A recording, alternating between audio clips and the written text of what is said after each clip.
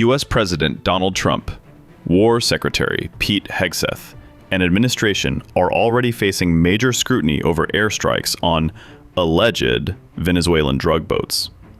The scrutiny could intensify as a startling report regarding U.S. strikes on Venezuelan land resurfaced.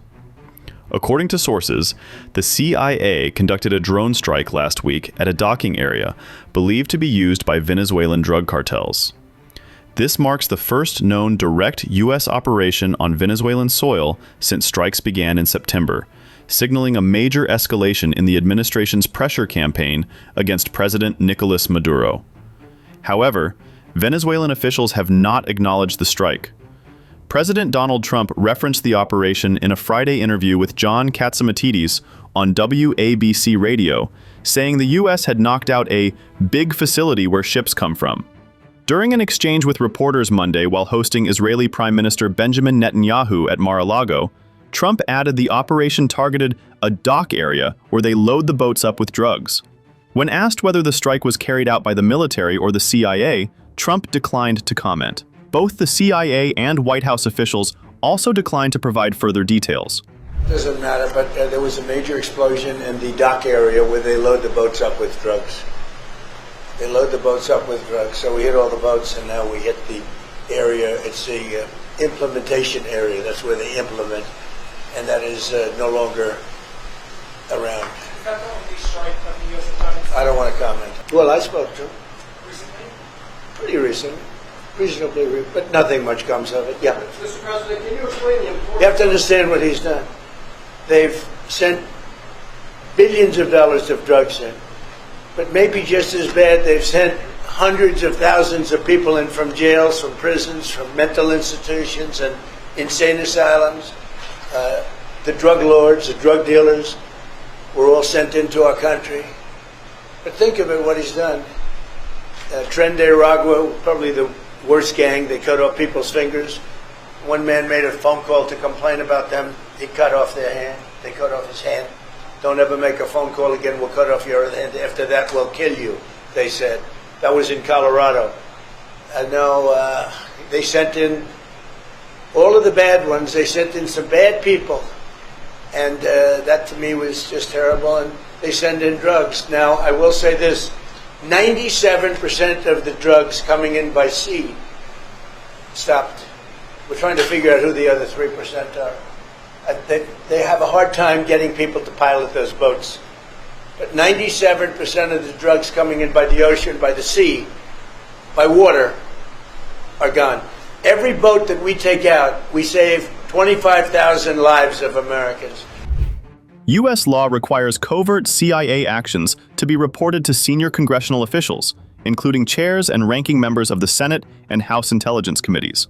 By assigning what seems to be the first land strike of the Venezuelan campaign to the intelligence agency, Trump may be calculating that the operation will attract less congressional scrutiny than a military strike. But that's not the case. The strike represents a continuation of months-long U.S. efforts to pressure Maduro's government. Officials have not confirmed the full scope of the operation or casualties. Earlier in November, Trump warned that Washington will soon begin land operations against suspected Venezuelan drug traffickers. There aren't too many coming in by sea anymore, have you probably noticed that? From sending their poisons into the United States where they kill hundreds of thousands of people a year.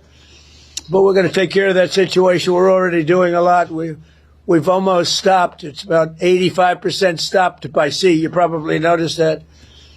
People aren't wanting to be delivering by sea. And we'll be starting to stop them by land also.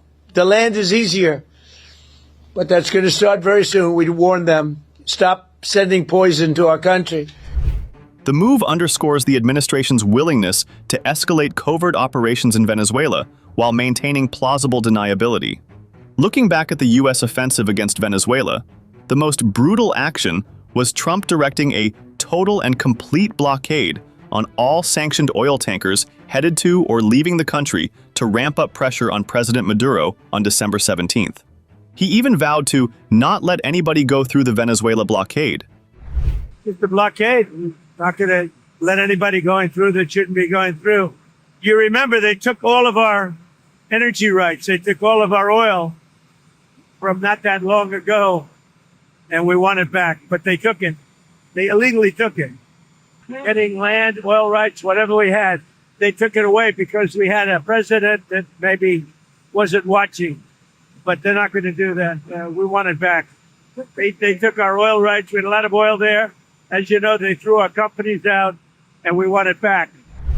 Not submitting to Trump's belligerent posturing, Maduro declared his country will continue to trade oil and other products amid the blockade order. Maduro emphasized Venezuela's natural wealth belongs solely to its sovereign people. He accused Washington of pursuing warlike and colonial intentions and warned against what he called a US-backed regime change effort. Venezuela will continue to trade all its products in the spirit of the generation of liberators who rose up fighting against the Guipuzcoan Company. And trade will continue back and forth with our oil and all our natural resources, which by constitution, by Bolivar's decree, our resources, our land and our oil belong to us, to its only legitimate owner for all eternity, which is the sovereign people of Venezuela, who are the absolute owners of the land, of its soil, and of all its wealth. Today I spoke with the Secretary General of the United Nations. We conversed for quite an extended period, and I thoroughly explained to him the escalating pattern of aggressions and the serious threats that were being made. And what has happened yesterday and today when the United States government says that these things belong to them and that we Venezuelans are stealing their oil. In other words, that Venezuelan oil belongs to them. That Venezuelan minerals, gold and all other minerals belong to them. And something we had never heard before, that the lands of Venezuela belong to them and that we have to return them immediately. Quite simply, it is truly an aggressively warlike and expansionist colonialist claim. Furthermore, international law, as I told Secretary Antonio Gutierrez, it protects us because it is fundamentally illegal, according to the established United Nations Charter and all relevant international agreements and conventions, to attempt to prevent the free and unhindered naval trade on the world's vast seas and expansive oceans. The truth has been revealed. Is a regime change being sought in Venezuela to impose a puppet government that wouldn't last even 47 hours, that would come to hand over the constitution, sovereignty, and all the wealth, turning Venezuela into a colony? Quite simply, that is not going to happen. Never, ever. Never, never in the light. Venezuela will never be a colony. Of nothing, of no one. Never.